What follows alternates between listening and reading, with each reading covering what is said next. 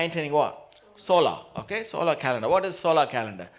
According to sun. Okay, so Jewish people, they calculate according to the moon. So Muslims, they calculate according to the moon. Okay, it's called lunar calendar. So how many days per month according to Jewish calendar? 29.5 days, and then they intercalate and things like that. That push the years ahead when they join the calendar. So I mentioned even last week that we do as well. Every 4 years we intercalate one day in the month of February and call it as a leap year, and then that one day pushes our calendar ahead. Okay, nothing interrupt. Okay, people say, hey, this will interrupt if you add jubilee years, one more year you shouldn't be adding and stuff like that. No, it will not interrupt.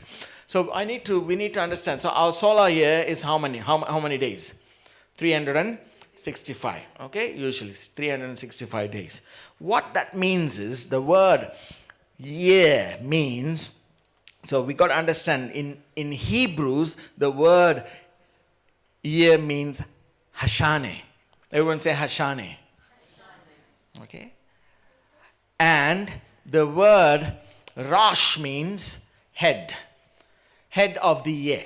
Okay. Rosh Hashanah. When you say Rosh Hashanah, okay, you can go and find out what it means. Okay. I say Hashanah. Some people say, when we say together, Rosh Hashanah. Or Rosh Hashanah. Someone says. Or Rosh Hashanah. Some usually say we are not Jews, we don't have to worry, but we need to learn this term, okay? So Hashanah means year, Rosh means head, okay? Rosh Hashanah means head of the year, okay? So our solar calendar, when from January to December, when we finish, what happens? It completes the cycle, and then we restart the cycle again, right? Likewise, Jewish calendar the same, okay? So the word year, not necessarily you have to count the whole year like how we do for solar calendar, Gregorian calendar, right? Because we count the whole year. In the future lesson, you and me, we are going to figure out that, for instance, after the time of Solomon, the kings and people who've been ruling in Israel and in Judah, we are going to find out that some kings ruled only 1 month or 2 months or 3 months, or some 3 years. So they are called kingly years, king's year. So that means some of the calendar, if you go and study, they're going to say in the year of this particular king. Okay, exactly. In the year of Uzziah when he died. So that means it's not the whole year of Uzziah, it's the reign of Uzziah. Okay? He might have reigned, some of the kings might have reigned 3 years, but they still include on their calendar, on the history, the year of such and such a king. He might be reigned only 3 years and 3 months. Okay? And then the next king, when he comes, or they put the same date, same year, and then they said that's the year of this particular person. So again, you shouldn't be counting extra there. You should be shrewd enough to, okay, he reigned 3 months, so after 3 months he came and ruled. Some can be like reigning together. For instance, like Jehoshaphat and some other king, they reigned both Israel and Judah together. So it doesn't mean that they have 2 years, it's the same year.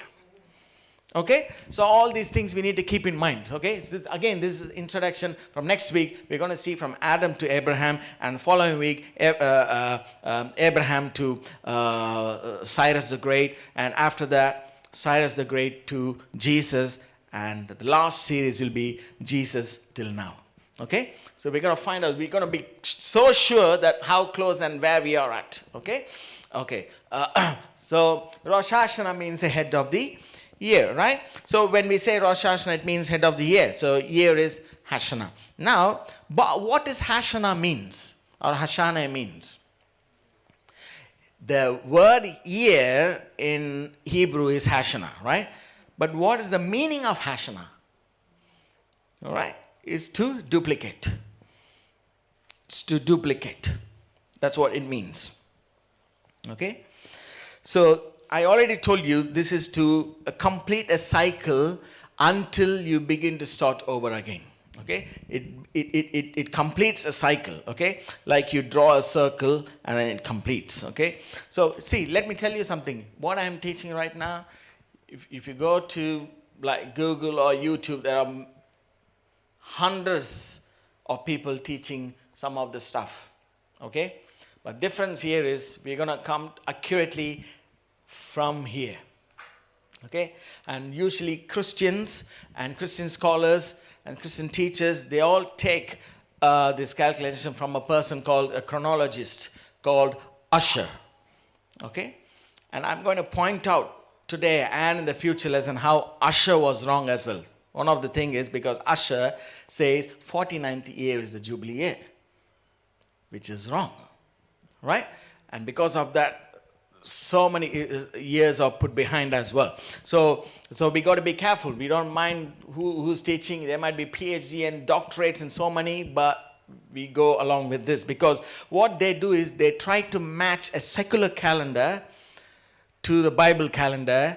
That's when the problem begins, okay? So just wanted to tell you. So we have solar years, for example, tropical, scientists call, or people call tropical years, okay? And lunar years, we know what is that. And so forth, okay? So people use this, so modern science, they use all these terms. And so solar year is what? What cycle is solar year? 365 days cycle, okay? 12 months. What is tropical year? Obvious. Only summer time. Okay? So is that a year? Yeah, it's a tropical year. But does it 12 months? No. Does it have 12 months? No. So the moment we think about years, we shouldn't be come up with a suggestion saying, oh, 12 months, or like that, okay? So that's what we got to be careful. Years. It can be different. So likewise, king's year. Okay, we're going to read that in the scripture about kings who reigned for particular years. That is called king's year, okay? So it takes from one season to another season, and throughout all the seasons finish and completes, okay? For instance, tropical season is throughout the 4 months, and when it comes to the spot again.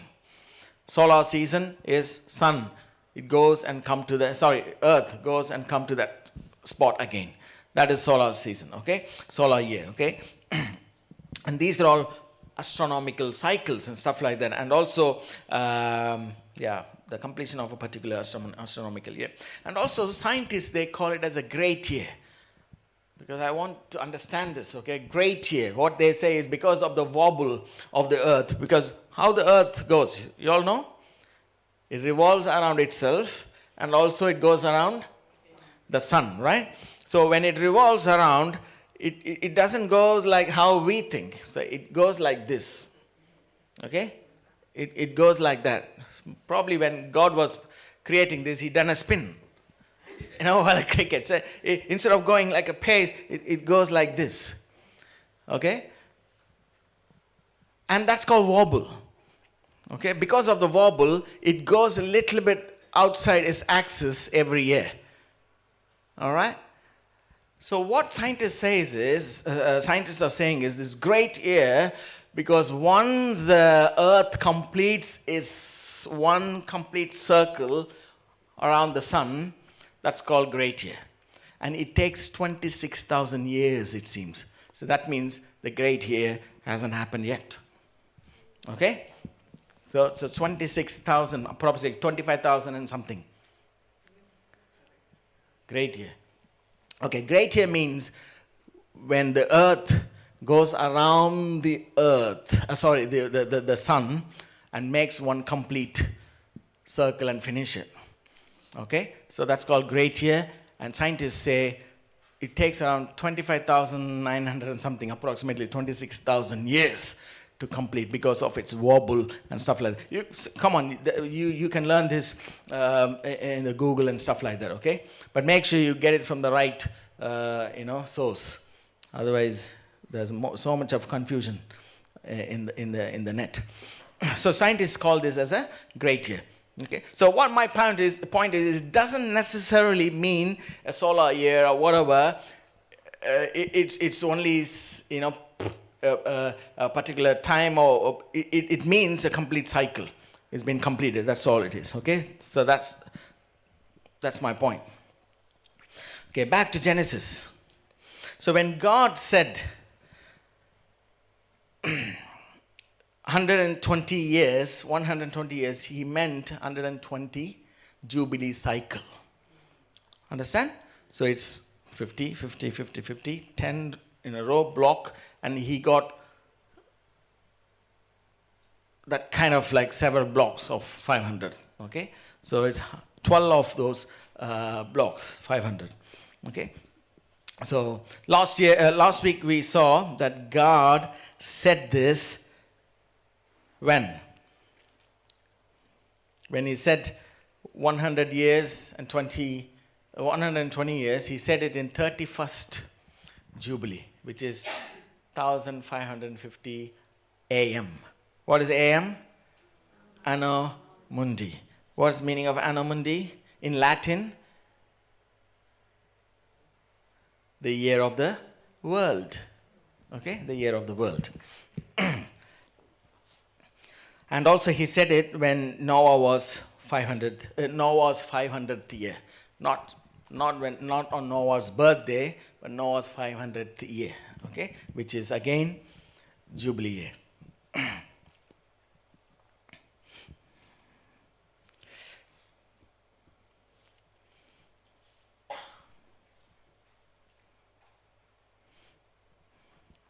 So what my point is that 1550 AM is Jubilee year, and 31st Jubilee year. Okay. And as I said, when we go through next week, I'm gonna prove it from the Bible that Abraham was born on the 50th Jubilee year. All right. Noah died in the 40th Jubilee year as well. So this 40th number